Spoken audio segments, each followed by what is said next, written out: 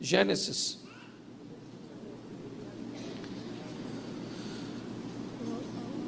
Capítulo de número 3. Gênesis 3, verso 23.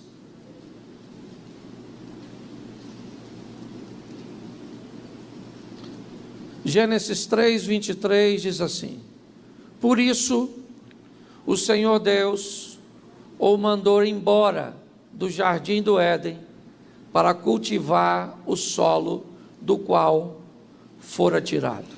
Por isso o Senhor Deus o mandou embora, o retirou, o colocou para fora, em outras traduções, do jardim, para cultivar o solo do qual fora tirado. Feche os seus olhos. Senhor nosso Deus e Pai, em nome de Jesus, eis aqui a Tua palavra. Fala conosco mesmo aquilo que nós não viemos muito animados nem preparados para ouvir, mas fala conosco aquilo que nós precisamos ouvir. Tira-nos do conforto da mesmice e nos coloque no confronto das mudanças. Que sejamos desafiados por Tua palavra, para que ela mude a nossa vida e se torne um testemunho vivo para mudar a vida de outras pessoas, principalmente, Senhor, na nossa própria casa e família. Te oramos pelo poder do nome de Jesus. Amém. Glória a Deus. Amém. Eu queria conversar com vocês hoje sobre um assunto que, ao longo do tempo, me parece, foi perdendo o interesse de muitas pessoas em ouvirem ou tratarem no ambiente religioso. A seriedade do comprometimento para com Deus. A banalização e a superficialidade dos relacionamentos humanos, inevitavelmente, acaba estabelecendo uma cultura de relacionamentos. Tudo aquilo que vivemos de uma forma muito intensa, por muito tempo, inevitavelmente isso vai se solidificando, se estabelecendo e colocando comportamentos na nossa vida. Quando nós olhamos para a Bíblia, por exemplo, no Evangelho de Marcos, nós vemos um religioso chamado Jairo procurando Jesus. E de que maneira ele procura Jesus? Segundo sua cultura pessoal e particular, segundo seu modelo mental. Jesus acaba de libertar o endemoniado gadareno, volta, chegando em Cafarnaum. Jairo o aborda e diz: Senhor, eu estou com um problema na minha casa. Eu tenho uma menina de 12 anos que está sofrendo de uma enfermidade gravíssima e ela está em último estágio. E eu preciso que o Senhor vá na minha casa, imponha as mãos sobre a minha filha, para que esta menina recupere sua saúde. Porque na cultura de Jairo, no seu modelo mental, é assim que deve acontecer. Na cabeça de Jairo, o que ele entende é que um sacerdote, um líder religioso, alguém que contém o poder dos céus, deve ir até a sua casa e ministrar a cura sobre a sua menina. É assim que ele entende, e é isso que acontece. Jesus chega na casa de Jairo, a menina está morta e Jesus a ressuscita. Mas quando nós olhamos, por exemplo, um centurião, que também tem um problema com o servo, com o filho, qual seja a tradução, esse homem também vai procurar, ou ele vai ter a intervenção de Jesus. Mas o modelo mental deste centurião é diferente de Jairo. Ao contrário de Jairo, esse centurião, ele é um líder militar. Ele é alguém que tem soldados sob o seu comando. Então, quando ele vai se relacionar com Jesus, Jesus manda um recado para ele: eu vou até a sua casa, assim como eu fui à casa de Jairo para curar a menina, impondo as mãos, ou para ressuscitá-la, eu vou até a sua casa. Porém, quando ele manda essa mensagem para o militar disse: não, isso não é necessário. Eu sou um homem que tenho autoridade sobre os meus soldados, sobre aqueles que estão sobre o meu comando, e eu digo para um soldado: faça isso, ele faz, vá lá e ele realiza. Então, o senhor faz o seguinte: não precisa perder tempo de ir até a minha casa, o senhor manda um dos seus anjos até a minha casa e ele resolve o problema e está tudo tranquilo. Quando nós olhamos para esses dois modelos, nós notamos que o resultado é basicamente o mesmo. É felicidade, é cura, é transformação, é milagre. Mas nós descobrimos que pessoas se relacionam com Deus de forma diferente, por causa do seu modelo mental. À medida em que você se relaciona com Deus, inevitavelmente, seu relacionamento vai estabelecer um padrão da sua individualidade.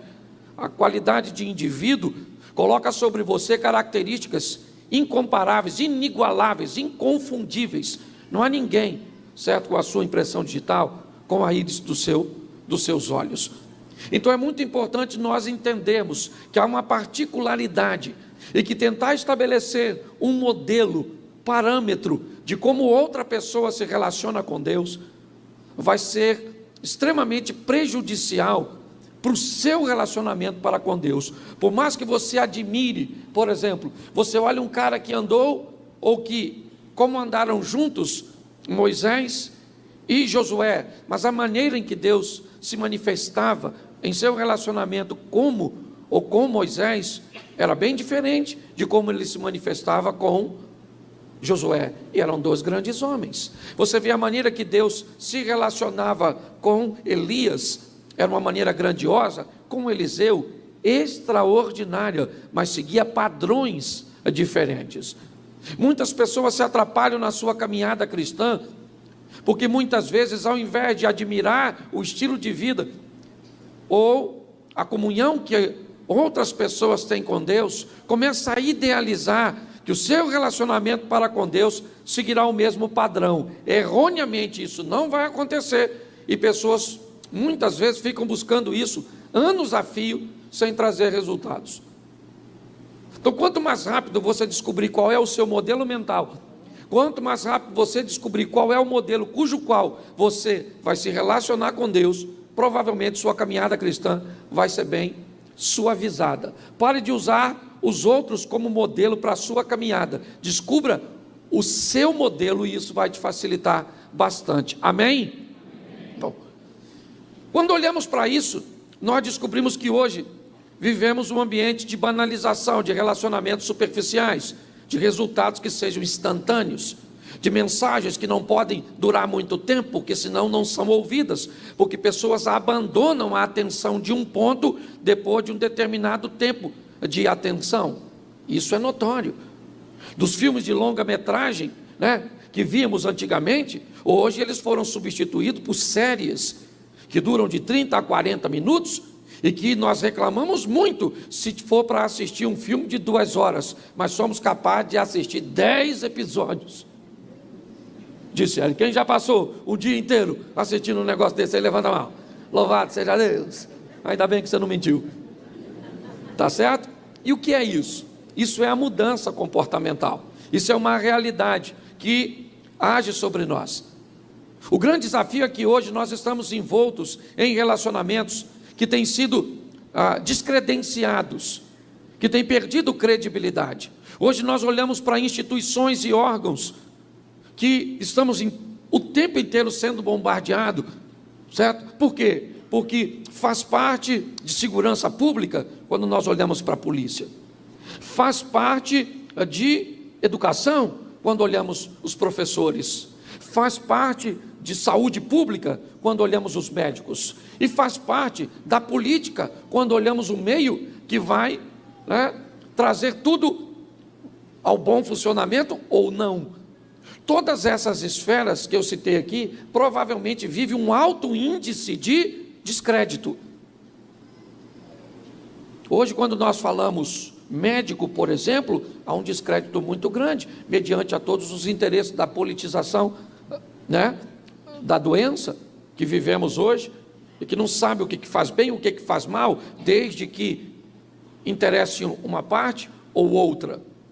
Hoje nós olhamos para o sistema educacional e o que nós vemos são ensinamentos que nós não queremos para nossos filhos, até porque filhos não devem ir à escola para aprender esse tipo de coisa. Essa é a função da nossa casa, da nossa família, é assim que nos garante a Constituição. Mas quando olhamos para tudo isso, O que nós vemos é um ambiente altamente corrompido. E qual é o grande problema? Inevitavelmente nós transferimos isso para o nosso relacionamento para com Deus. A superficialidade que estamos tendo com nossos amigos, com os nossos familiares, com as pessoas que estão ao nosso redor, a perda da sensibilidade da dor dos outros, inevitavelmente está nos tornando insensíveis. E como é que alguém insensível terá um relacionamento, de alta performance para com Deus? Que para ouvirmos e percebermos, precisamos de uma sensibilidade muito grande. É muito comum. Então hoje, quando nós olhamos para tudo isso, o que nós vemos é uma sociedade altamente comprometida no que diz respeito à salvação. Esse texto me veio ao coração, por quê? Porque ele fala de um Deus que cria toda a estrutura altamente ordeira, organizada. Que Deus cria uma estrutura totalmente plena, mas que há uma intervenção de alguém que já está do lado de fora, que foi banido. E esse alguém, como nós já vimos numa pregação que eu ministrei aqui, o inferno foi feito, ou foi criado para Satanás e para os seus anjos e não para nós. A grande questão é que ele não quer ficar sozinho, ele está querendo companhia, e aí está a fim de levar muitos de nós. Diga-se de passagem, alguns estão aceitando a proposta. Então nosso propósito bíblico é remover essa intencionalidade de muita gente. É olhar para as pessoas e dar a ela um destino diferente. Então o texto diz que num determinado momento, o Senhor Deus o mandou embora, o expulsou, o removeu para fora do jardim. Por que eu preciso falar isso aqui hoje de uma forma mais intensa? Porque parece que o que Deus disse que vai fazer aqui, estão dizendo que Ele não vai. Me parece que pessoas estão sendo convencidas de que todo tipo de amor é válido, de que todo tipo de satisfação é válida, de que todo tipo de prazer é válido, e que há uma validade em tudo, meu corpo, minhas regras, certo? É o ateísmo humanista, que tira Deus do centro e me coloca no centro. Então, se eu sou o centro, eu devo fazer aquilo que me faz bem, e pronto, chega. Qual é o grande problema disso?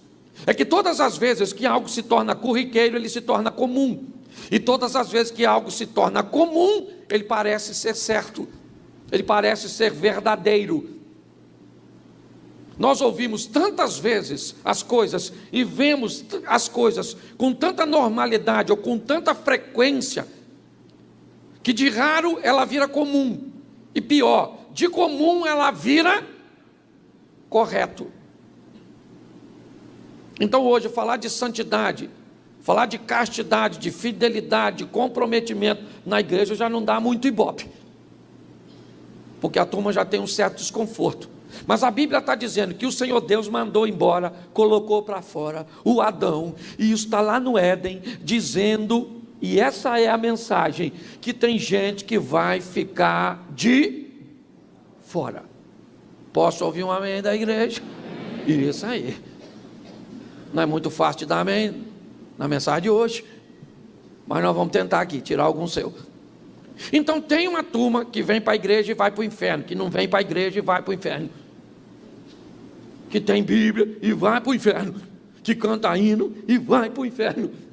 O pastor não vai porque Deus é bom, mas ele botou para fora do Éden, do paraíso, em algumas traduções, que o propósito é exatamente falar de uma turma que vem para a igreja igual nós, e na hora que morrer, ao invés de encontrar o da cruz com chifrudo,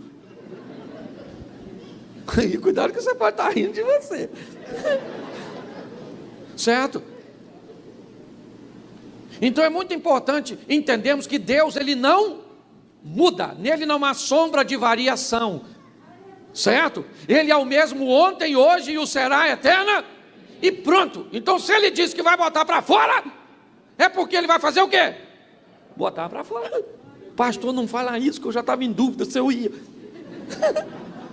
Com essa agora já estou me vendo do lado de fora do portão. Pois é, tem uma turma que vai para o inferno. Pastor, não vai. Vai. Não, vai, filho. E por que que vai? Porque Deus disse que vai. Vai. Ah, pastor, a porta é pequena, é difícil demais de entrar. Querido, deixa eu... A porta é até pequena, para não caber os espaçosos. Mas, escute só, não é por merecimento, é por graça. Você está entendendo? É por graça, não é pelo seu esforço. É por graça. Então, não é... Não vou falar para você que não é... que é fácil, porque fácil não é, né? É fácil ser crente? Está assim de gente querendo ser. Chega aqui, levanta a mão num dia e no dia seguinte, eu voltei, agora para ficar, volta. Toma cachaça, sai com as mulheres feias, vai para o inferno. Irmão, estou falando para você, tem gente que vai para o inferno. Um cara falou comigo que ia para o inferno. Pastor, eu não consigo ser crente porque eu pego uma mulher. Eu moro em Xerém, meu irmão, eu sou nascido e criado aqui. Eu conheço. Eu conheço as mulheres que ele pega. Irmão, não vale a porta do inferno, imagine o lago. O cara não é mulherengo, Cláudio, ele é o Ben 10. Bateu, sai um monstro, bateu, sai um monstro. Mas nós precisamos tratar isso com maturidade. Porque a Bíblia diz que sem santificação ninguém verá a Deus.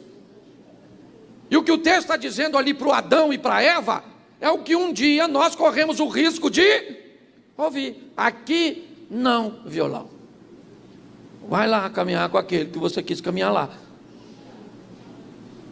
Então é muito importante nós amadurecermos, sabe? Agora, é importante nós termos um entendimento. E aí eu queria mostrar para vocês Lucas capítulo 15, verso 13. E muito tempo depois, o filho mais novo reuniu tudo o que e foi para uma região. Preste atenção aqui. Eu li Gênesis onde Deus botou Adão para fora, sim ou não? E eu li Lucas onde o filho resolveu ir embora. Foi ele que resolveu sair. Pelo pai o filho tinha ficado, mas o filho quis ir embora, sim ou não? Foi ele que foi. Nós observamos aqui que o filho tinha na presença do pai o que pediu. É uma parábola contada por Jesus de um jovem que anseia ter suas próprias posses, seus próprios bens. E segundo o texto, o pai repartiu. Mas mesmo de posse daquilo, ele ainda se sente preso. Ele ainda se sente sufocado. Por quê? Porque tem alguém lá do lado de fora.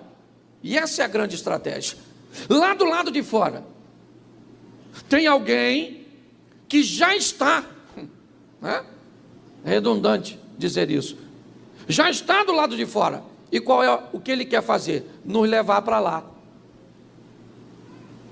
A história do filho pródigo é a história de um Deus que tem um filho, que tem tudo na presença do pai, mas que algo fora da casa do pai o atrai. Então ele está olhando, está aqui dentro, mas está olhando o que está acontecendo lá fora. E lá fora tem alguém que está tornando o mundo colorido, o mundo alegre, o mundo despojado.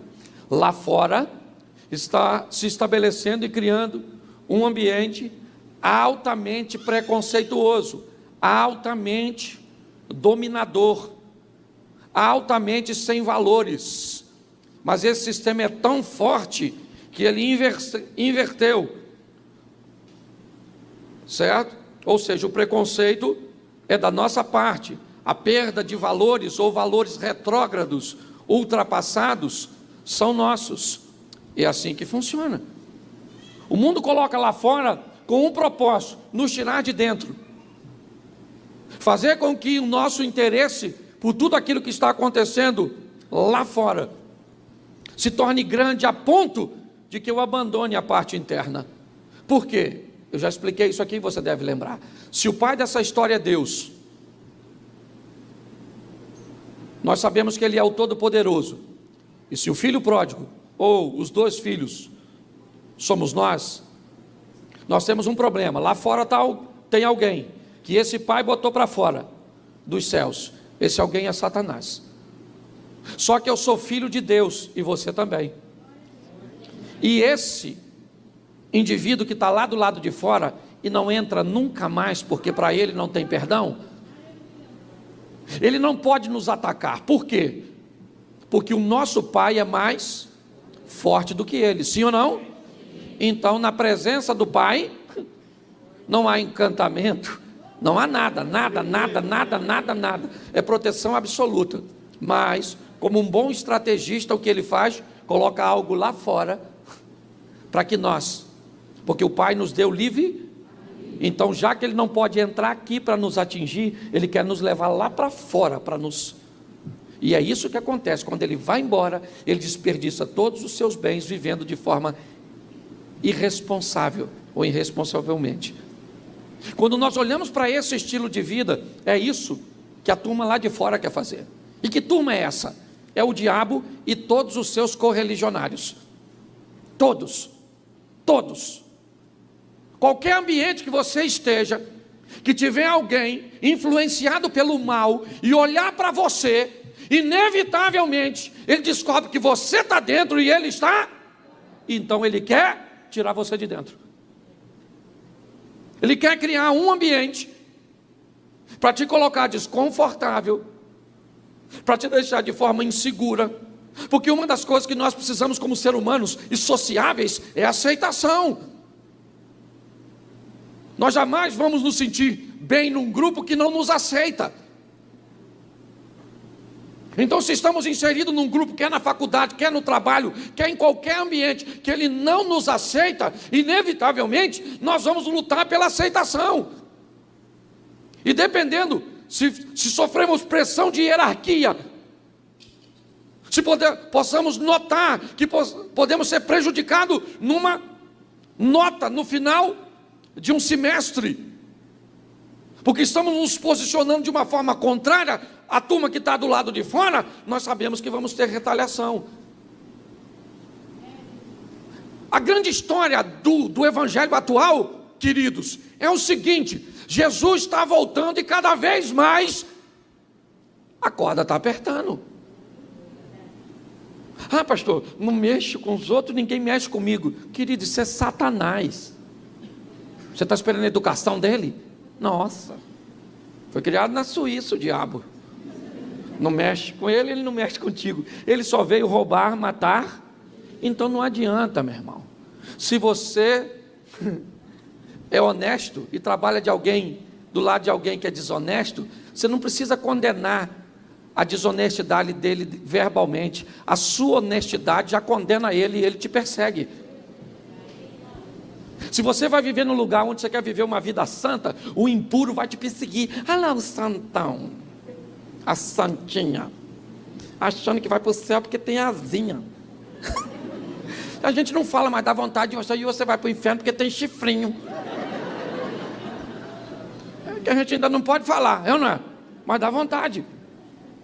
Quando nós olhamos para esse texto, o que nós olhamos é uma força, um magnetismo lá fora, puxando, tentando nos tirar desse ambiente onde o Pai nos protege, onde a força do Pai é a nossa garantia, onde os anjos do Senhor acampam-se ao redor daqueles que o temem e os livram, onde a vara e o cajado do Senhor é aquilo que nos sustenta, certo? E nós temos toda essa proteção, mas volta e meia tem um troço lá fora chamando a atenção da gente. É a história do filho pródigo. Ou seja, tem gente que vai ficar de fora, não é porque o pai mandou ou criou as regras de dentro. Porque qual é o problema? É que dentro tem regras. Esse é o problema. As regras são chatas. Pode fazer sexo antes do casamento? As pessoas querem fazer? Pode fazer sexo depois do casamento? As pessoas querem fazer?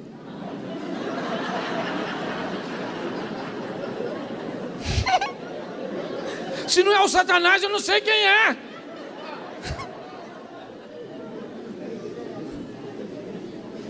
Valores altamente invertidos. É debaixo disso que nós estamos, gente. Quando nós olhamos para isso, é isso que vemos. Por quê? Porque dentro tem regras. pode isso, não pode aquilo. Aquilo até pode, mas não deve. Então, é chato, sim ou não? Não, queria que você falasse. É chato ou não é? É limitador ou não é? Mas quem é que deu as regras? Para quem quer estar? Isso, quem não quer, irmão. O problema é que tem uma turma que quer pegar todo mundo, que quer fumar, cheirar, não pagar, falar mal, bater da mulher e quer ir para dentro. Aí eu vou para fora. A Bíblia está bem clara lá. Não, o ímpio não prevalecerá na congregação do justo. Ah, pastor, o senhor é justo? Não sou, mas vou ser justificado. Tem uns troços ruins em mim, é lógico. E quem é você para falar mal de mim? Com esses troços ruins que você tem dentro de tu? Às vezes é até pior que o meu. Só que o tempo está chegando, gente. É isso que nós estamos vivendo. E é por isso que a pressão está aumentando. É por isso que o tempo inteiro você vê... Eu não gosto de falar disso, mas eu tenho que falar, porque é uma CPI que parece circo. Circo. A gente só falta...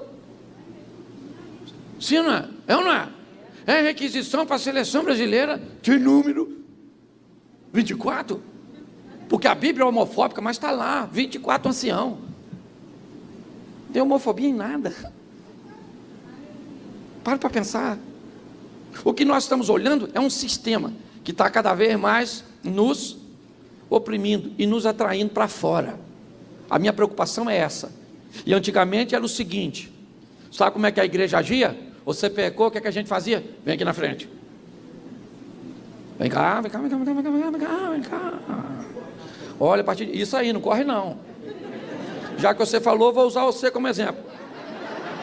Nosso irmão Abner, a partir de hoje, não faz parte da nossa igreja, porque nos envergonhou, entendeu? Cometeu um pecado hediondo.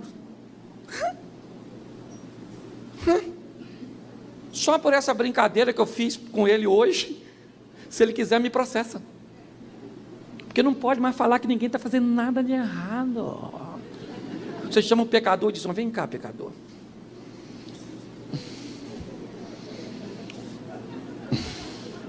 Você é sensível? Queria pedir, sim, autorização para falar que você está pegando a mulher do irmão, mas é errado. Mas se você não achar errado, nem sei se é tão errado assim, porque você faz... Você está rindo, mas é sério, gente. Tem hora que a gente não sabe mais onde está, tem hora que a gente dá vontade nem de voltar na igreja, que a gente vê coisa na igreja que não vê nem... É ou não é? Em Sodoma e Gomorra. É ou não é? Porque inevitavelmente nós precisamos definir se nós somos de dentro ou se nós somos de fora. Tem vaso para honra e vaso para... E decide quem você é. Eu sou para desonra mesmo, então vá para o inferno. Pastor, eu sou de honra. Mas não é assim uma honra. É uma honrinha. Porque eu não sou do outro lado. Gente, nós temos que lidar com os nossos desejos, com as nossas mazelas, de uma forma, né? Já por quê? Porque o pessoal olha, igreja preta, jogo de luz, câmera. Tem gente aí falando que nós todos somos de fora. Quem é o projeto Recomeçar? A igreja dos de fora. Aí eu falei, não, eu vou pregar por de dentro domingo. Porque não é possível. Lá fora é interessante, é colorido, é legal, sim, mas não é pra gente. Vós não sois deste mundo, vós sois cidadão dos céus. Nós somos comprados por preço de sangue. É desafiador, mas o nosso Salvador morreu naquela cruz para nos dar vida eterna. Você está entendendo? E nós precisamos levar isso a sério. Então não estou pedindo ninguém. Esse dia eu estava com o cara falou, pastor, eu me libertei. Pode passar qualquer mulher perto de mim que eu não olho. Eu falei para ele, não anda comigo não, irmão. Anda não, que eu ainda estou no processo libertativo. Ô, gente, deixa eu beber água, que eu esqueci que minha mulher está aqui. Escute só. Nós temos que levar essa história mais a sério, porque Deus é sério. É isso. Nós entendemos que o filho pródigo não quer é a mesma coisa que o Adão e a Eva não queriam, as regras de dentro. Mas quem não quer as regras de dentro vai ter que ir para fora. E lá fora, o que nós vimos é isso aí, é clamor e ranger de dente. Se não tiver dente, vai ranger gengiva, mas vai ranger porque a chapa é quente. Entende? É desafiador quando nós olhamos para tudo isso. Mateus capítulo 22, verso 13, coloca aí. Se não bastasse, ainda tem isso, ó. Então o rei disse aos que amarrem-lhe as mãos e os... Olha lá, olha o texto aí, ó. E lancem-no para lá ali haverá e ranger. Sabe o que é isso aí? Essa é uma parábola contada por Jesus. Sabe qual é o assunto em pauta? Salvação, reino dos céus. Sabe o que está acontecendo nesse texto? Depois você vai ler. O homem celebra as bodas de seu filho, o casamento de seu filho. É uma analogia entre Cristo e a igreja. Ele começa a chamar as pessoas para estarem no casamento, para fazer parte daquela festa, e as pessoas se negam a estar presente. Ele então amplia, e tudo isso tem uma conotação de uma salvação que era para os judeus, e que abre-se o leque para chegarem todos nós, os gentios, os adotivos, como a Bíblia chama. E durante a festividade, durante um ambiente em que a festa está acontecendo, o dono da festa chega, e ele nota que alguma coisa há de errado. A gente que não está vestido adequadamente ao ambiente interno. Na verdade, não tem a ver com vestimenta simplesmente, mas com estilo de vida.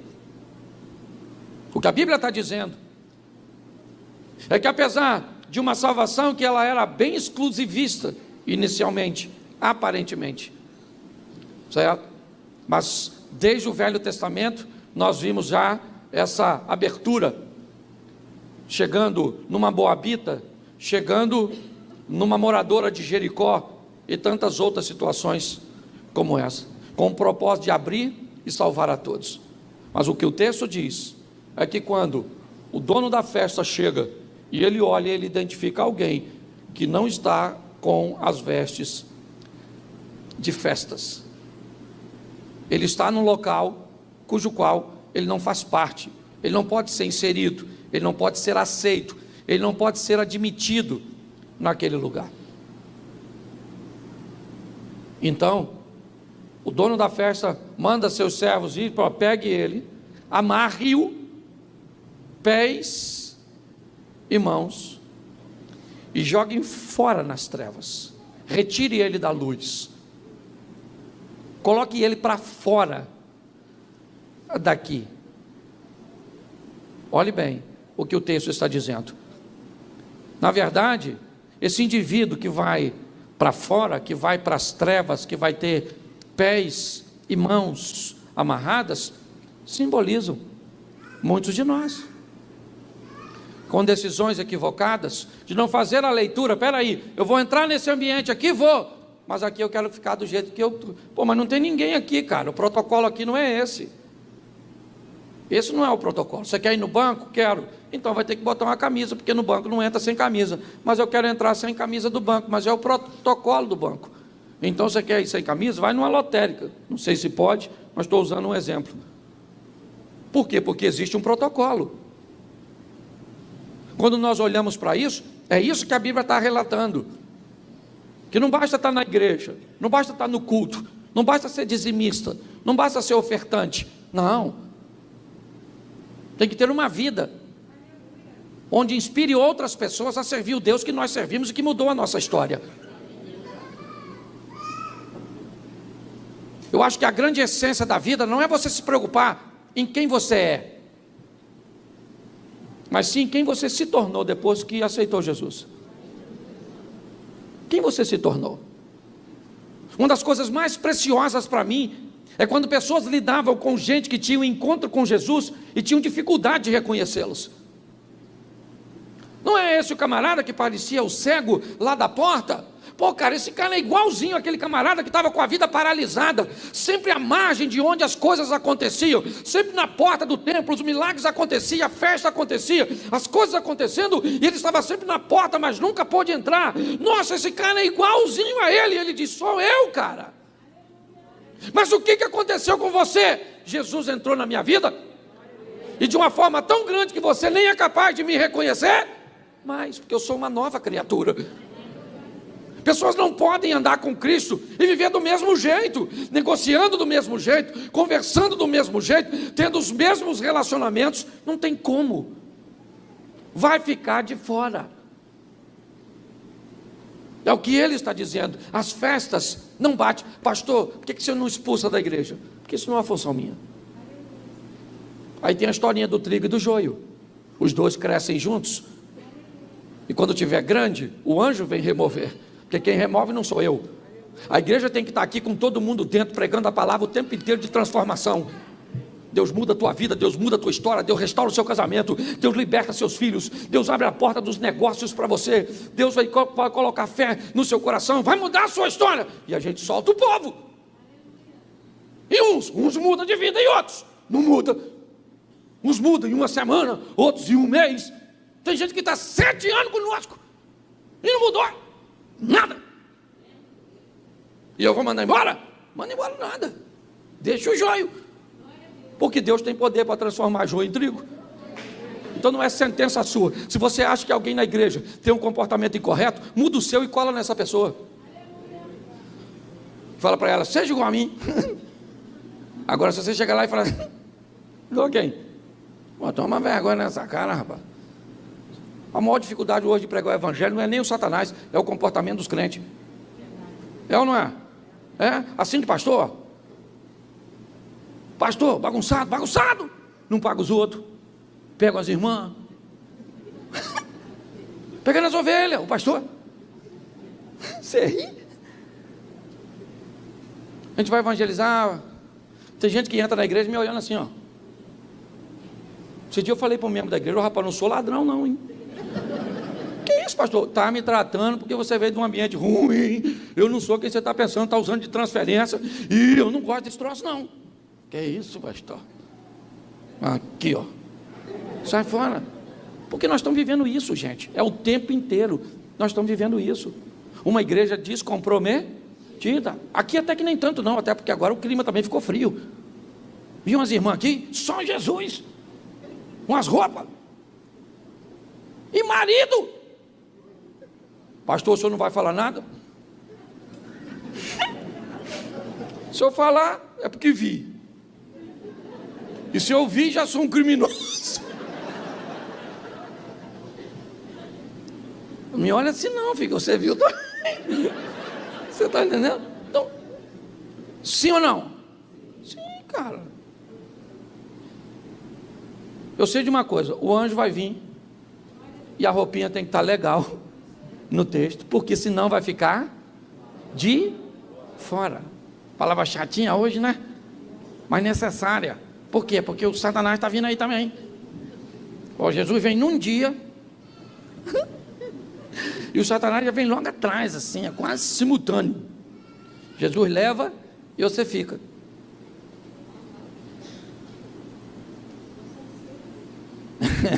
Pelo menos uma pessoa entendeu.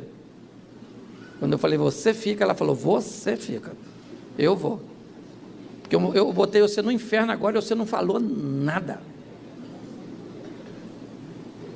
O que nós temos que fazer, gente? Lutar. Sabe por quê? Está lá.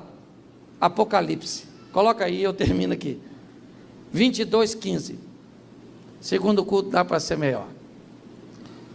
Fora ficarão os que praticam, os que cometem, os e todos ficarão.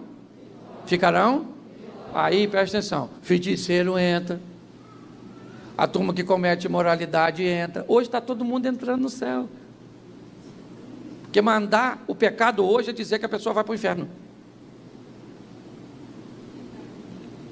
Não pode falar, pastor. Nunca mais eu volto aqui. Me magoei. Meu irmão, é difícil para todo mundo. Todo mundo. Todo mundo. A verdade é essa. Buscar uma vida íntegra com Deus, porque não quero ficar de fora. Lutar com todas as minhas forças. Porque Ele vai voltar para buscar a igreja dele, irmão. E se você ficar, você vai lembrar desse culto. Pô, aquele dia o pastor falou, profeta o pastor.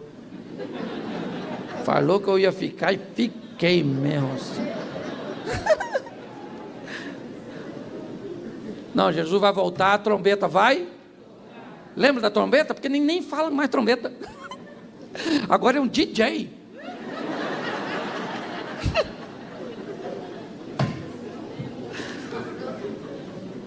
Eu olho e digo, Jesus, tem misericórdia da nossa vida. Então, meu irmão, o negócio é o seguinte, a gente vai marcar um encontro onde? Onde? Lá na esquina, assim, ó. Rua do Ouro. Com a da Pérola. Lá na esquina, perto do Anjo. E você vai marcar lá assim. Sabe? A Rua do Vulcão. Sabe? Do lado do Beelzebub. Queima ele, o Beelzebub e quem for com ele. Meu irmão, vamos caminhar uma vida, lutar, pelo menos para nós ser crente, para que o nome do Senhor seja glorificado através da nossa vida. As pessoas olhar e dizer, poxa, eu fico pensando, se o diabo passar perto de Deus, o que Deus vai falar de mim? Tem de visto o meu servo Cláudio? O diabo, imagina o que ele fala, aquele palhaço, que usa prótese, molicherei, aquela peça. Mas Deus vai falar, é aquele mesmo, meu bobo da corte, que eu arranquei os cabelos, mas ele descobriu que eu dei ciência para os outros. Daqui um dia está vindo para cá. É assim. Então, meu irmão, lá por onde você passar, vai ter assim de gente indo para o inferno. Porque olha, meu irmão, se você acha que tem congestionamento, olha lá, olha para fora. O povo tudo querendo entrar. Tudo lá de fora. Fique de pé. Não ri deles não, que já eles vão estar aqui dentro. E é você que vai estar lá fora. Bom, gente, preste atenção em mim. Se você quer caminhar conosco, acha esse jeito maluco nosso muito estranho, mas você tem sido atraído, ó, atrás daquela câmera ali, ó, lá do outro lado tem uma sala, vai ter um casal para te receber, para orar por você, certo? Porque nós estamos aqui lutando para andar com Deus, mas é possível, e nós cremos nisso. Que Deus te dê uma semana de bênção, uma semana de vitória, uma semana de boas notícias, de bons negócios. Feche os seus olhos neste momento, Pai, em nome de Jesus, que não venhamos nos eximir da responsabilidade de sermos teus servos, onde quer que andarmos, como o Senhor ensinou aquela mulher samaritana. Um adorador não tem lugar para adorar, ele adora em qualquer lugar. Abençoa as nossas crianças, os nossos adolescentes, os nossos jovens, nas universidades, nas faculdades, no mestrado, ó Deus, abençoa as nossas mulheres, os homens, ó Pai, os idosos, ó Deus, abençoa toda a nossa igreja, ó Pai, age com tua boa mão, com a tua mão forte e poderosa, ó Deus, essa será uma semana extraordinária, ó Deus, onde com certeza vamos ser mais crentes do que já somos, pelo poder do nome de Jesus. Eu quero fazer uma reflexão com vocês sobre uma palavra que Deus colocou no meu coração. Acredito que primeiro para mim, que normalmente é assim que acontece, e depois para que eu pudesse compartilhar com a igreja. Abra a sua Bíblia e, por favor, abra, marque, leia em casa depois. Eu vou fazer um pedido a você que tem criança nova, ok? É praticamente em determinados momentos impossível contê-la. Esse é um ambiente que para ela muitas vezes é desconfortável, ok? Então nós temos um berçário ali onde você pode acompanhar o culto, ele é climatizado, é sonorizado. Então se o seu filho se mantiver quietinho, tranquilo, mantenha ele pertinho de você. Mas se por algum motivo ele estiver desconfortável, certo? Nos acompanhe dali, porque isso ajuda bastante. Eu sou de casa, eu sou tranquilo no que diz respeito a isso, certo? Mas eu estou até dando um alerta à igreja, porque às vezes nós estamos recebendo um convidado e nem todo mundo consegue manter a concentração na hora da fala, certo? Visto que às vezes a criança está chorando ou está gritando em algumas situações, tá bom? Então nos ajude aí. Profeta Daniel, capítulo 1. Eu falei o quê? Nossa, falei Marcos? Sangue de Jesus tem poder. Nossa, minha mulher tem razão. Eu ando pensando uma coisa e falando outra. Daniel, capítulo 1, versículo 1. Daniel 1:1. No ano 3º do reinado de Jeoaquim, rei de Judá, veio Nabucodonosor, rei da Babilônia, e a sitiou. E o Senhor entregou nas suas mãos a Jeoaquim, rei de Judá, e uma parte dos utensílios da casa de Deus. E ele, volta por favor, e ele os levou para a terra de Sinar, para a casa de seu Deus, e pôs os utensílios na casa do tesouro do seu Deus. E disse o rei a Aspenaz, chefe dos eunucos, que trouxesse alguns dos filhos de Israel da linhagem real e dos nobres, jovens em que não houvesse defeito algum, formosos de aparência, instruídos em toda a sabedoria, e sábios em ciência, e em entendimento no conhecimento, e que tivesse habilidades para viver no palácio do rei, a fim de que fosse ensinado na letra e na língua dos caldeus. Feche os seus olhos. Senhor nosso Deus e Pai, em nome de Jesus, eis aqui a tua palavra, usa-me como um canal de bênção nesta hora, pelo poder do nome de Jesus. A igreja pode dizer amém? Amém. Isso.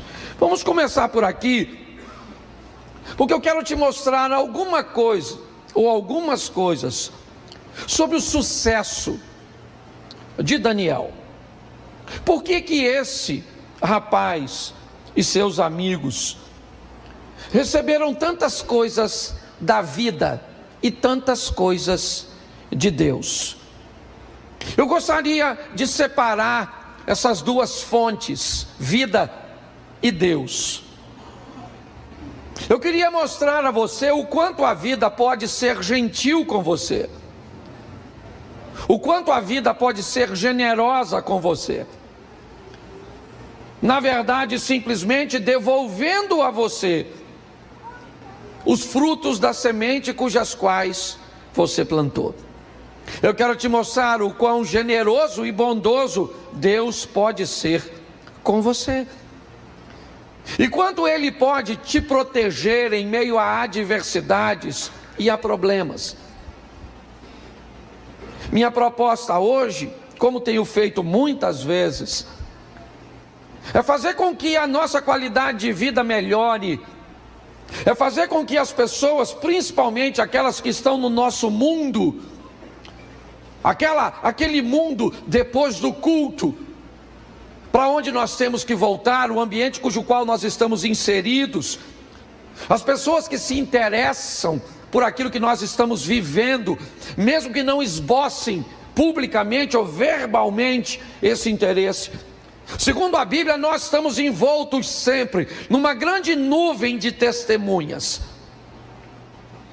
E quanto melhor for o nosso testemunho, quanto mais bem-sucedida e vitoriosa seja a nossa vida, em meio às imperfeições, em meio às crises, às perseguições e tantas coisas que nós sabemos que não podemos ignorar e que são reais, mas você pode ter certeza que você tem irmãos te olhando, você tem cunhados te olhando, você tem primos te olhando, você tem amigos de trabalho te olhando, você tem irmãos na igreja te olhando, você tem vizinhos te olhando, tem pessoas observando sua vida. Mesmo que você não note, pode ter certeza que essas pessoas estão atentas a tudo aquilo que está acontecendo com você. Primeiro, para saber como está a sua vida, e muitas vezes criar um ambiente comparativo entre a dele e a sua. Isso é perfeitamente normal. Mas principalmente para descobrir se há alguma vantagem em servir esse Deus que você serve, em andar com esse Deus que nós andamos. A vida pode ser altamente generosa com você. E se no ambiente de perseguição e de lutas você sofrer, pode ter certeza que Deus, e eu vou te mostrar isso no texto, sai em seu socorro, sai em sua defesa. Eu vou dar um testemunho para você rapidinho da igreja. Nós tivemos há um tempo atrás a perda de alguém muito precioso e que nos abençoou muito neste lugar. Um senhor de quase 100 anos, chamado Joaquim Bem-vindo. Um homem muito antigo nessa localidade, quem mora aqui talvez o tenha conhecido, um homem extremamente generoso. Ele era o dono do espaço do nosso estacionamento.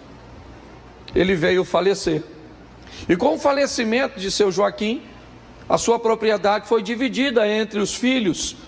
E na época então, os filhos já me chamaram e disseram: pastor, precisamos explicar algo com o senhor, ao senhor. Nós vamos cumprir o contrato de locação do estacionamento, mas nós não temos o interesse de renová-lo. Assim que o contrato encerrar, nós precisamos do terreno. E louvado seja Deus por isso. Foram muito bons conosco todos esses anos e não temos nada do que reclamar. Mas a igreja, a partir do dia 1º de julho, não pode mais estacionar o carro lá. Nós temos os adolescentes que funcionam lá, nós temos a oficina da alma que também funciona lá. Mas o pior do que tudo isso, nós temos lá, num ambiente às vezes de muita necessidade, a possibilidade de colocar quase 120 carros, 140 carros. E aí quando eu recebi essa notícia, porque eu não me atentei que era 1º de julho já, e passa rápido, Quando aconteceu, eu falei: e agora? Como é que vai ser? E aí Deus proveu um novo espaço, certo? Já eu não vou falar onde é, mas vocês vão ver daqui uns dias, já está sendo limpo, preparado e tudo, e glória a Deus. Mas se você olhar aqui ao redor, não tem, mas Deus já sabia que tinha.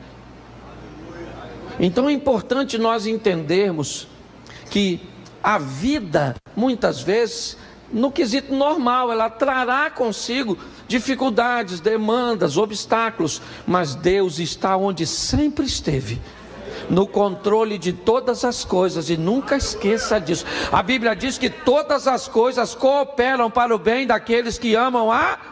Então, querido, o texto em que lemos fala da história de Joaquim, rei de Judá, o reino do sul de Israel. Ele é filho de Josias. Ele já havia sido subjugado pelo Egito, e agora Nabucodonosor vence a estrutura, ou todo o domínio egípcio, e subjuga também Joaquim, que não tinha poder nenhum, já tinha sido vencido por Neco, e agora então ele é subjugado por Nabucodonosor. Ele não tem muito o que oferecer. Então nós lemos o texto: no ano terceiro do reinado de Joaquim, rei de Judá, Nabucodonosor, rei da Babilônia, veio a Jerusalém e a sitiou. Eu não sei se você reparou, mas coloca o versículo 2, porque ele é muito importante nós notarmos. E o Senhor entregou nas suas mãos a Joaquim, rei de Judá. Quem é que entregou Joaquim? Quem foi que entregou? O Senhor. O Senhor está usando mais uma vez alguém para disciplinar seu povo. Aprenda que Deus utiliza esse ambiente didático para nos ensinar. É muito comum ele usar nações estrangeiras, inimigos, e dar condições a estes inimigos, muitas vezes em menor número, uma nação idólatra, a vencer o povo que adora ao Deus verdadeiro. Mas quando Deus é com o povo, ele diz: pode mandar os ministros de louvor na frente cantando, que vocês vão ganhar. Porque Deus sempre quis mostrar que a vitória de seu povo está nele e não na força do nosso braço. Essa é a verdade. Nabucodonosor, deixa o texto na tela, por favor. Nabucodonosor recebeu autorização de Deus, e ele entregou nas mãos de Nabucodonosor, o rei de Judá, e preste atenção, eu gosto dessa expressão, uma parte só dos utensílios. Por quê? Era tudo valioso. Por que ele não levou tudo? Porque Deus está querendo dizer: eu estou no controle, eu digo que leva, quando leva e como leva. Você consegue entender? Nesse ambiente vivem inúmeras pessoas, centenas e milhares de pessoas estão vivendo em Judá. A crise chega para todos, mas algumas pessoas vão se destacar, e algumas se destacar e muito. E é isso que eu quero mostrar. Não é novidade para ninguém que nos últimos 5 anos estamos enfrentando um ambiente de crise muito grande. E também acredito que não é novidade nenhuma para nenhum de nós, de que, ao que tudo indica, essa crise vai se intensificar. Então pessoas fracas, frágeis, superficiais, elas não vão sobreviver. E eu quero chamar a sua atenção para a sabedoria desse cara. É isso. Porque é isso que a vida vai exigir de mim e de você. Não é apenas força, porque a pressão vai ser grande sobre nossa família, sobre nossos recursos financeiros, sobre nossas igrejas. E muito mais do que fortes, nós precisaremos da sabedoria de Deus e de sua cobertura. O texto diz que ele vai levar para a terra de Siná uma parte desses utensílios, o restante fica. E esses utensílios vão para a casa do Deus de Nabucodonosor. Até aí está tudo certo. Só que o texto começa a dizer quem vai. E na hora de dizer quem vai, eu não sei se você reparou, mas coloca para mim, por favor. Pode colocar o texto seguinte, se não for a gente vai acelerando, vai lá, o próximo 4. Isso, repita comigo: jovens, em que não houvesse defeito algum, formosos de aparência, instruídos em toda sabedoria, sábios em ciência, entendidos no conhecimento, e que tivesse habilidade para viver no palácio do rei. Defeito algum. Vamos imaginar que essa expressão está sendo dita sobre defeitos físicos. Dependia deles, sim ou não? Não. Não dependia. formoso de aparência. Dependia deles? Também não. Como é que você vai fazer? Às vezes a massa na viagem, uns irmãos, vem esquisitinho. Pois é.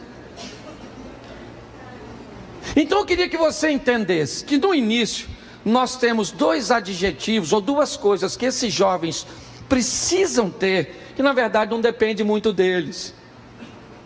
Mas o restante, tudo depende deles.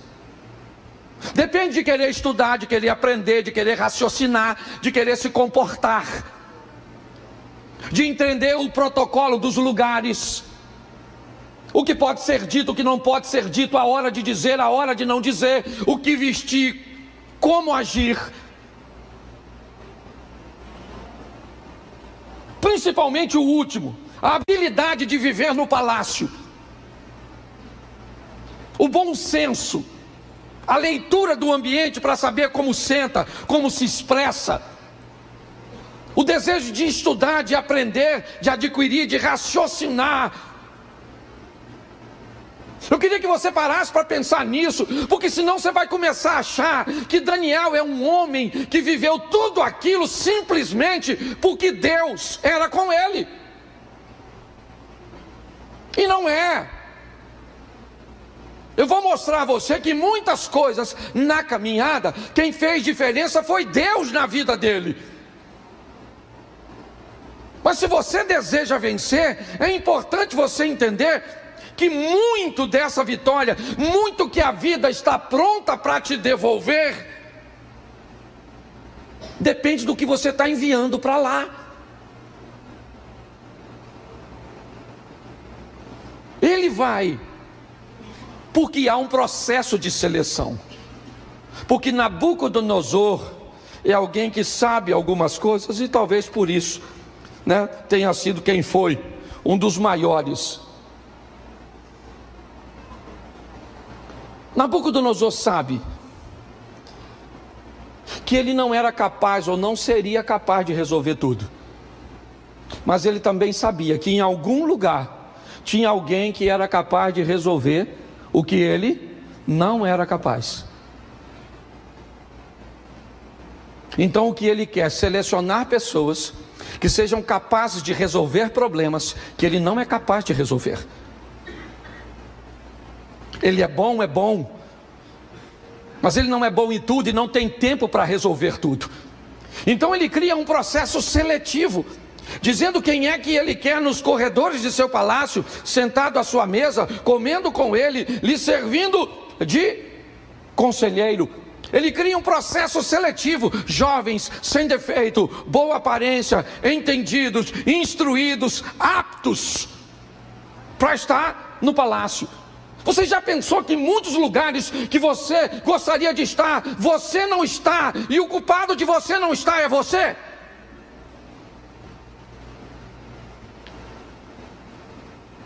Ele cria um ambiente de seleção e de honra.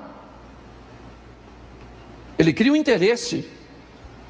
Quem se comportar, quem crescer, come o melhor, se veste da melhor forma. Ele é alguém que está recompensando as pessoas, fazendo com que elas tenham interesse de ascensão, de crescimento. É verdade. E ele está tão preocupado com isso, que o texto diz que a avaliação, depois de 3 anos, será feita por ele mesmo. Ele não vai delegar essa responsabilidade a ninguém. Ele está criando um ambiente de seleção, porque ele quer tirar deste ambiente as melhores pessoas, que sejam capazes de fazer por ele, ou no império dele, o que poucos conseguiriam fazer. E desse ambiente se destacam 4 rapazes, e a maneira que eles vão se comportar, é isso que eu queria que você olhasse comigo, com um pouquinho mais de cuidado. Daniel 2:10, eu vou te dar bastante texto, esse culto é rápido, eu não posso falar muito de todos, mas 2:10, responderam os caldeus, na presença do rei e disseram: não há ninguém, diga, não há ninguém, isso, sobre a terra que possa declarar a palavra ao rei, pois nenhum rei há, senhor ou dominador, que requeira coisas semelhantes de algum mago ou astrólogo, ou, preste atenção, o rei tem um problema, ele tem um problema, e nesse problema, não há ninguém, o texto diz, não tem ninguém, nenhum rei jamais pediu isso de alguém, não faz sentido isso, e ele fica nervoso. Nabucodonosor diz: não, que não tem o que, tem que ter. Eu recrutei os melhores, eu separei os melhores, eu não chamei para estar perto de mim qualquer um, não. Se não interpretar, se não me dar o discernimento, eu vou matar todos vocês. Vai ser assim. Eu criei um processo seletivo muito rigoroso. Se você vê ele citando o verso 8, volta para o 8. Ele teve o sonho, ficou perturbado com o sonho, quer que alguém interprete, mas ele diz, respondendo, o rei disse: percebo muito bem que vós quereis ganhar tempo, porque vedes que o que eu sonhei me tem escapado. Preste atenção. Lendo isso diversas vezes, me parece que Nabucodonosor sabia o que sonhou, mas ele estava tão incomodado com a situação, que ele disse: eu preciso de uma resposta divina, então eu não vou contar meu sonho, para eu saber e ter a garantia. Tanto é que ele diz: vocês estão me enrolando, eu não vou falar para vocês o que eu sonhei, me escapou, mas eu quero que vocês me digam. Me diga aí. E eles dizem: ninguém pode fazer isso. Ninguém. Ele disse: então, se ninguém responde, eu vou mandar matar todo mundo. Pronto, sai aí, Airoque. Vai lá e pega todo mundo que é sábiozinho, anda comendo a minha comidinha, sentando na mesinha. E ó, vão matar todo mundo. E aí quem é que está lá para morrer? O Daniel. E aí eu queria que você prestasse atenção no que ele vai fazer a partir de agora. E principalmente você que é bom, principalmente você que é habilidoso, porque mais habilidade de fazer, realizar e resolver. Preste atenção no que esse cara foi capaz de fazer. Vamos lá, capítulo 2, verso 14. 2,14. Então Daniel falou avisada e prudentemente a Airoque, capitão da guarda do rei, que tinha saído para matar os sábios da Babilônia. Vamos lá. Respondeu e disse a Airoque, encarregado do rei: por que se apressa tanto o mandato da parte do rei? Então Airoque explicou o caso a Daniel. Verso 16. Daniel entrou e pediu ao rei que lhe desse tempo para que pudesse dar a interpretar. Preste atenção no que ele vai fazer a partir de agora. Nabucodonosor quer uma resposta, ele está se sentindo enrolado, ele quer algo imediato. Daniel então chama o capitão da guarda, Airoque, e de uma forma muito cautelosa, prudente, provavelmente a palavra avisada, certo? Tem a ver no conselho que ele vai fazer com seus amigos, e ele consulta a sua equipe, e eu já vou mostrar isso a você.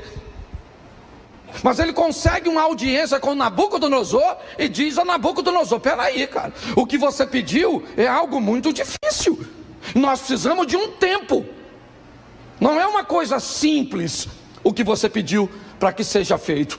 Note que ele está fazendo a mesma coisa que os outros buscavam fazer, ganhar tempo, sim ou não?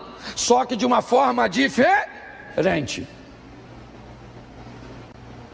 A acusação que Nabucodonosor fez aos outros não está fazendo, porque ele está levando as coisas a sério. Ele diz: calma, nos dê um tempo, certo? Para que nós consigamos te dar a interpretação, porque não é só a interpretação, nós precisamos saber o que você sonhou. E ainda, versículo de número 17. Então Daniel foi para sua casa e fez saber o caso a Ananias, Misael e Azarias, seus companheiros. Verso 18. Para que pedissem misericórdia a Deus. Preste atenção, porque eles agora estão diante de algo que a sabedoria deles não consegue alcançar, que a ciência não consegue ir. Eles estão diante de algo impossível de que alguém se resolva. Então ele chama seus amigos, reúne sua equipe e diz: agora é a hora de falar com Deus, de orarmos, de buscarmos em Deus, porque a solução para isso não está em nós, está em Deus. E Deus, Deus dos céus, sob esse segredo, a fim de que Daniel e seus companheiros não perecessem com o resto dos sábios da Babilônia. Mas ele tem um problema, queridos. Sabe qual é? É que ninguém conseguiu resolver, Abner. Entenda uma coisa, Sidney. Quando você é capaz de resolver algo que ninguém pode resolver, isso vai ser fantástico, sim ou não? Mas vai ser terrível para você, porque o grupo de inimizade que você vai arrumar, de gente que vai ficar com raiva e com inveja de você ter resolvido. Até para você resolver problema, você tem que ter habilidade para resolver, porque senão você fica mal visto por muita gente que vai detestar a capacidade que você desenvolveu, e desenvolveu por mérito seu, ou pela bênção de Deus também na sua vida. Ele está agora, ele pediu um tempo, e está todo mundo de olho nele. Todo mundo está de olho nesse cara. Se ele não resolve, morre. Se ele resolve, arruma um monte de inimigo. Isso é em qualquer instância, gente. É assim que funciona. E ele vai lá e descobre, sim ou não? Depois você lê, que eu não tenho tempo para falar tudo. Tá certo? Mas assim que ele descobre, olha o que ele faz, Abner, no verso 27 do capítulo 2. Bota aí. 2:27. Respondeu Daniel à presença do... Ele está conversando com Nabucodonosor, sim ou não? Olha o que ele fala para o Nabucodonosor. O segredo que o rei requer, nem sábios, nem astrólogos, nem magos, nem adivinhos podem descobrir algo. Olha o que ele está falando ele está defendendo a classe dele. Ele está dizendo para Nabucodonosor: pô, Nabucodonosor, vou falar uma coisa, pastor, isso não é coisa que se pede para a turma.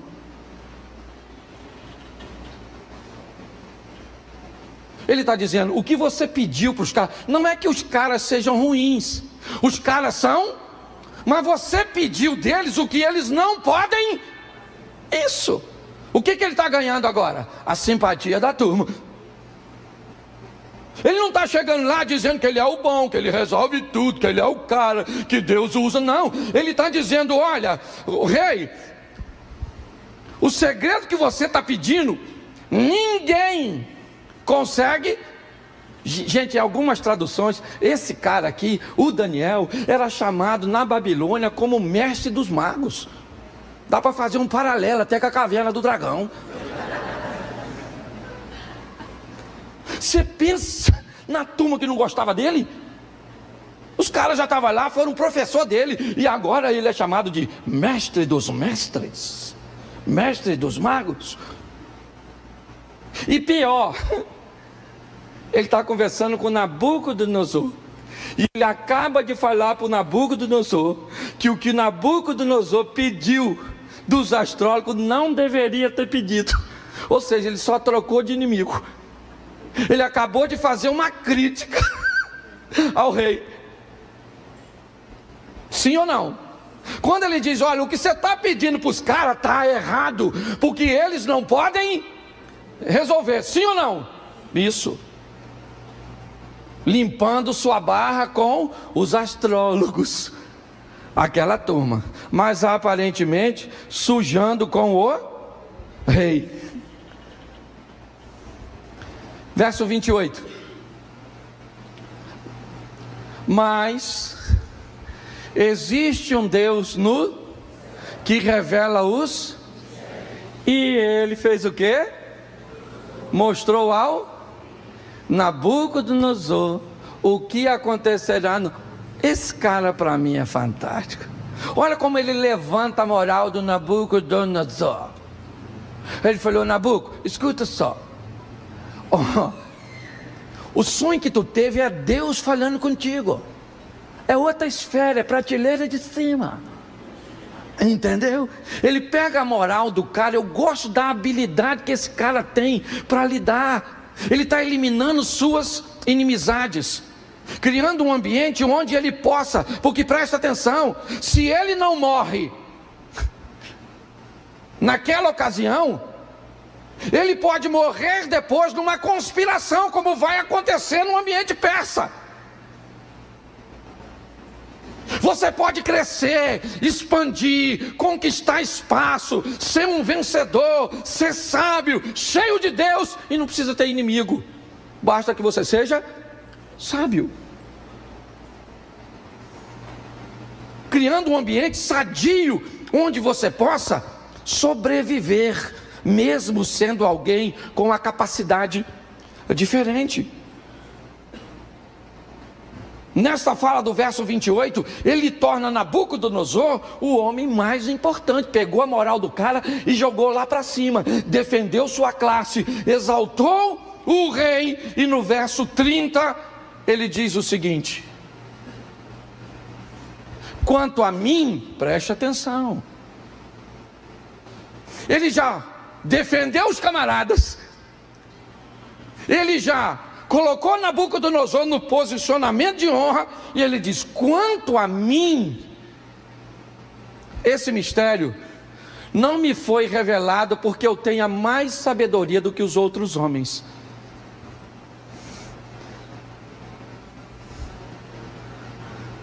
Mas para que tu, ó rei, saiba a interpretação e entenda, certo? O que passou na tua, preste atenção. Às vezes nós não resolvemos o problema no nosso casamento porque nos falta sabedoria.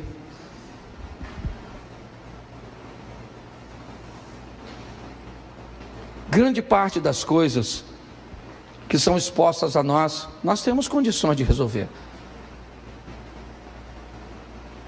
Todas as vezes que você achar que as pessoas que estão ao seu redor, ou que o ambiente que você está é extremamente hostil, é porque a vida sabe coisas a seu respeito que você não sabe. Se você está envolto em meio a pessoas desafiadoras, são invejosos, são perseguidores, são caluniadores, é esse tipo? São rixosos, provocadores, é isso? Por que você está envolto no meio de tanta gente assim? Porque provavelmente a vida está querendo te dizer, você é capaz de aprender a viver com todo tipo de gente e ser alguém extremamente sábio. As perseguições vividas por ele mostram apenas quem ele é de verdade, mas ele tem amigos, sim ou não? E até o momento eu não falei deles. Eu só estou falando de Daniel. Foi Daniel, mas e os meninos que estão com ele? Quem eles são? Não são ninguém? Não, eles são alguém. E não pode viver na sombra do Daniel, tem que ter suas próprias experiências. Então agora, Daniel sai de cena. Entra a história da estátua. Cadê ele? Por que ele não está lá, Abner?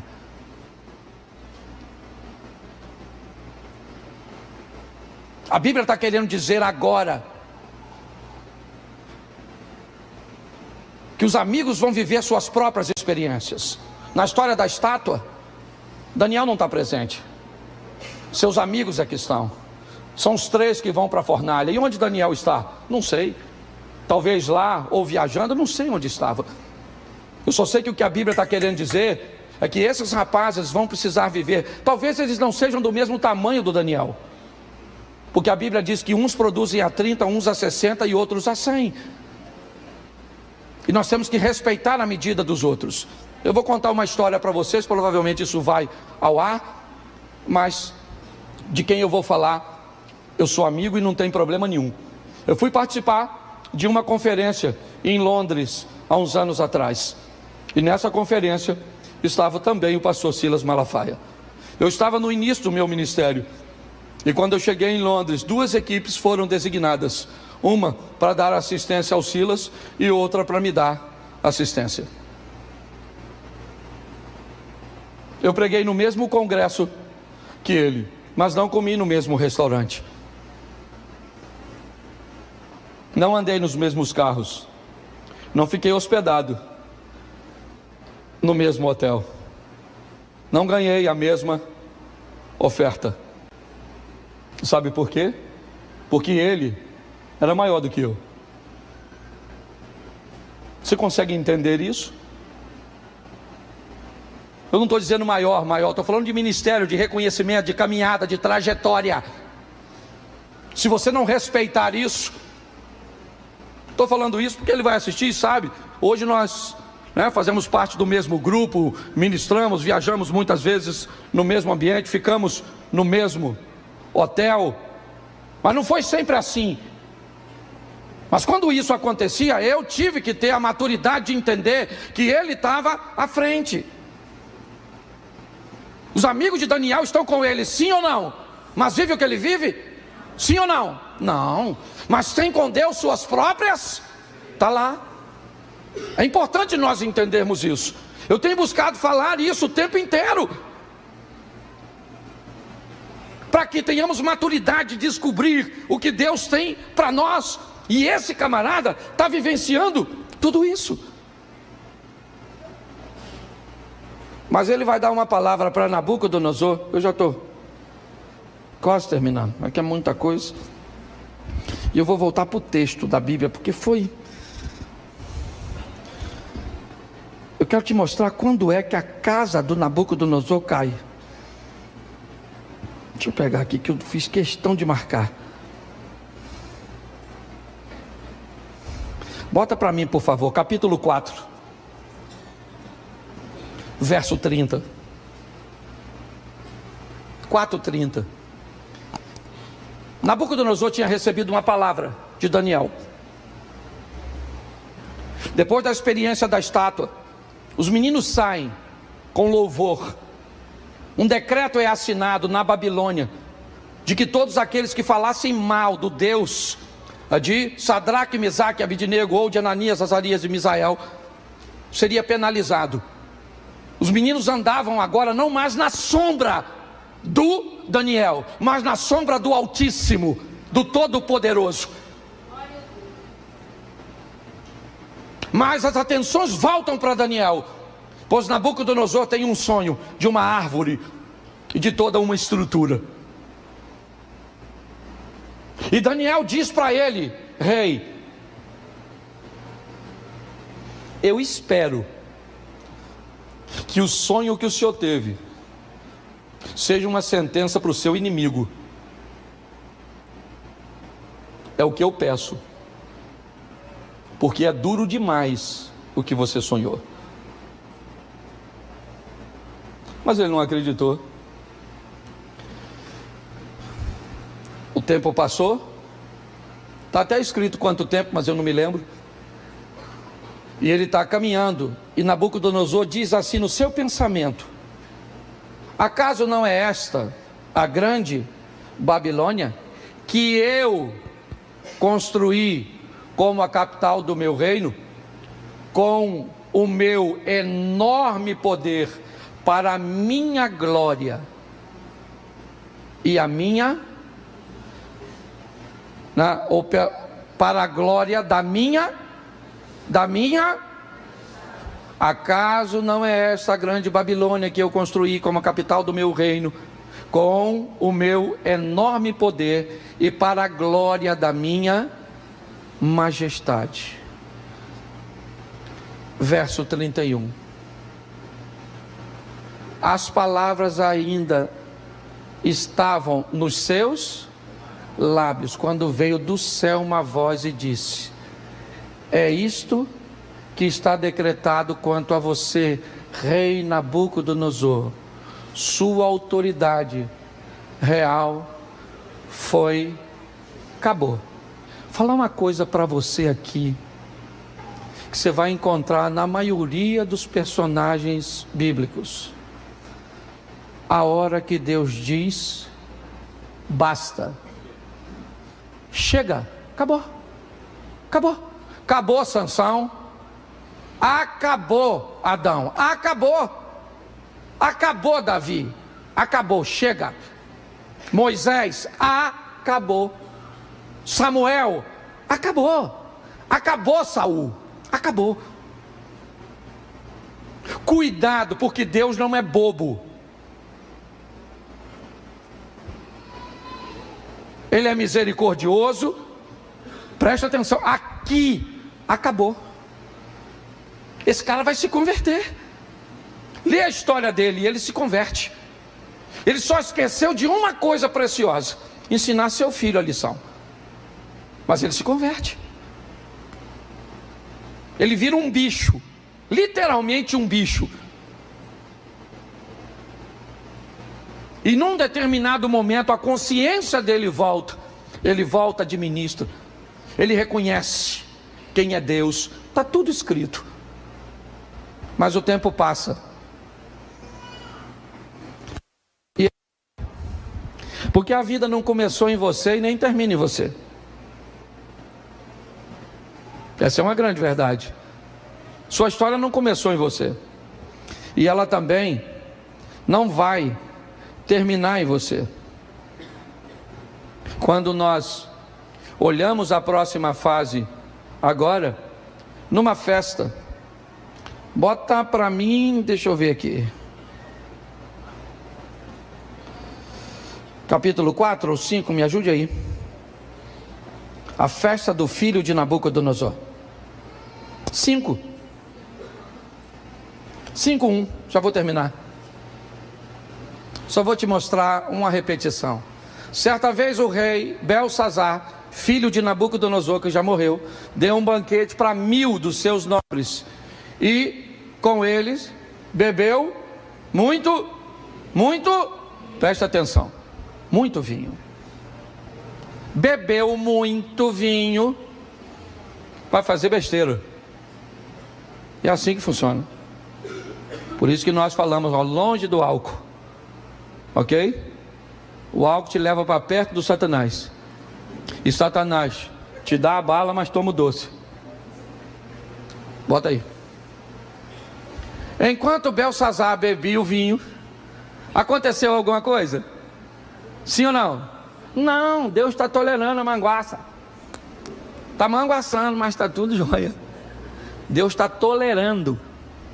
Mas enquanto ele bebia o vinho, ele deu ordem para trazer as taças de ouro e de prata de seu predecessor, ou seja, de seu pai Nabucodonosor, que tinha tomado do templo de Jerusalém, para que o rei e seus nobres e suas mulheres e as concubinas bebessem nessas taças.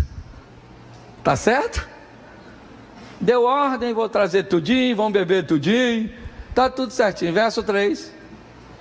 Então trouxeram as taças de ouro, que tinham sido tomadas do templo de Deus em Jerusalém, e os reis e os nobres, as suas mulheres e as suas concubinas beberam nas taças. Sim ou não? Isso, agora bota 3. Enquanto bebiam e louvavam aos deuses de ouro, de prata, de bronze, de ferro e de madeira e de pedra, bom, aí Deus falou, ó, tolerei a manguaça, pegaram meus copinhos e levaram para lá. Mas no 5, mas de repente, pronto, aí lascou, de repente lascou. Aquela mão da família Adams começa a escrever no reboco da parede e lascou a vida do cara. E sabe quem eles chamam para resolver? Daniel. Não sei se precisasse Dário ou Ciro. Não sei.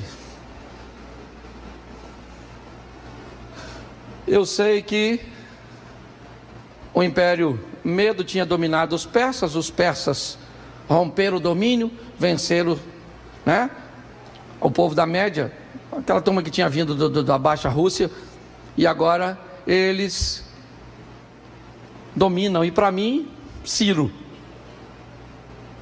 Deus chama Ciro de servo, mas me parece, Dário, eu também não sou obrigado a saber tudo, essa fofoca a gente sabe depois, tá certo? Para mim não interessa, o negócio aqui estava lá e rebentou a boca, e é isso aí para mim. Presta atenção, o tal do Império Persa entrou, matou o Belsazar, e pasme você, o Daniel ficou no topo. No topo. O império mudou, Alex, e o cara está lá em cima, porque era qualificado, sábio, e Deus era com ele. Está vindo um novo tempo da igreja. Não vai dar mais para falar assim, demônio, eu te repreendo. Não vai poder falar, porque demônio é uma entidade do satanismo, e se você repreender o demônio, é intolerância religiosa. Não tem pomba gira, não tem pomba quadrada, não tem pomba mais nada, não vai poder falar mais nada, não vai poder falar nada. E aí eu estava falando com Deus, se nós não vamos poder falar nada, o que é que nós vamos falar? Falou, olha o que Deus falou comigo. Meu filho, para de repreender essas coisas, ministre o Espírito Santo que ele expulsa tudo. Então agora nós vamos parar, ao invés de expulsar a turma por nome. Quem é você? Buzibu, Satanás, pombagira, ou seja, Zé Pilinto. Não interessa quem você é, Espírito Santo. É porque o bagulho está ficando doido. Nós temos que ter sabedoria. Isso, discernimento. Esse cara deu uma aula. Sabe, pelo menos para mim, não sei se eu consegui passar para você. Você sair daqui, ó, e você sabe na sua casa, no seu casamento, com seus filhos, com a sua sogra, pensa.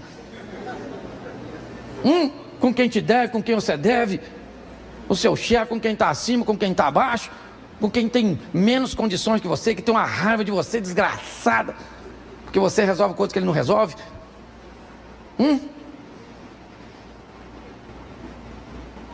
Vamos sair daqui para viver, gente.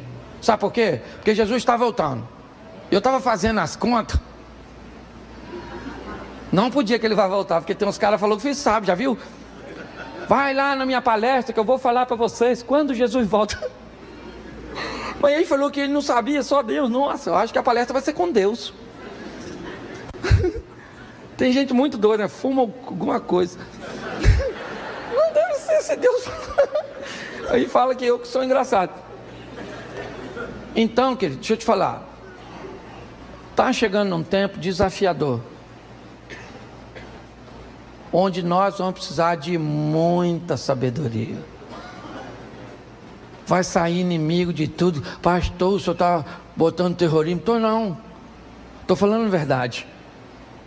Cada dia que passar, meu filho, vai ficar mais difícil. E aí eu estava fazendo as contas. O número de gente que está indo para o inferno, gente, está grande. Porque se pensa só assim, nós, seja franco, você acha que nós tem qualificação para entrar? Eu estava pensando nos troços esses dias, falei, Senhor, se eu sou o pastor e penso isso, que dirá os crentes?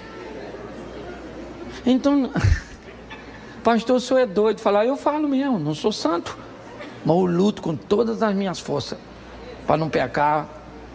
Tem um cara que estou afim de ir no céu, é eu. Eu estou falando sério. E mais, é ver minha casa, minha família, meus amigos, a minha igreja. Pensa, eu pregando lá no céu para vocês. Mas seria maneiro, né? Não vai precisar não, mas sei lá. Estou tão acostumado que eu vou chegar lá, posso dar uma pregadinha aí, anjo? Eu não é? É sério, estou pregando todo dia, às vezes 3 vezes por dia, estou igual um remédio controlado. Então, querido, vamos ter sabedoria. Por quê? Porque a gente está assim de gente, ó, muito qualificada, habilidosa. Mas vamos juntar tudo para transformar a igreja do Senhor numa potência. Você pode ficar de pé? Isso. Feche seus olhos e fala para quem está do seu lado assim: seja sábio. Quando eu era garoto, falava sabido. Ô menino sabido. Tem umas palavras que não usa mais, né? Quem é que lembra da palavra cebosa? Ô menina cebosa. Assanhado. Ô menino assanhado. É umas palavras boas, né? Feche seus olhos aí, feche um pouquinho. Senhor, muito obrigado por esse ambiente tão agradável. Muito obrigado pelo exemplo do teu filho Daniel. Alguém que foi capaz de andar contigo, mas de entender que boa parte do que ele iria viver na terra dependeria de sua dedicação, de seu preparo, de seus relacionamentos, de como ele teria que lidar com possíveis inimigos, como ele teve que lidar quando teve que dizer ao rei que o pedido não era correto, como ele falou a respeito de si mesmo, dizendo que não era melhor que ninguém. Ajuda-nos, ó Deus, a seguir exemplos como esse de teu filho Daniel e vivermos o extraordinário nesta terra, com muitos amigos, com resultados satisfatórios e, mais do que tudo isso, com uma boa propaganda do teu nome e do teu reino. Que as pessoas, quando olharem para a nossa vida, para o nosso ministério, para a nossa família, que elas tenham um desejo de viver algo similar. Leva-nos aos nossos lares para pormos em prática tudo aquilo que aprendemos na tua casa. Porque se o Senhor é por nós, quem será contra nós? Que o grande amor de Deus, nosso Pai, a graça de nosso Senhor e Salvador Jesus Cristo e as doces consolações do Santo Espírito de Deus seja para com todo o povo do Senhor, e todos digam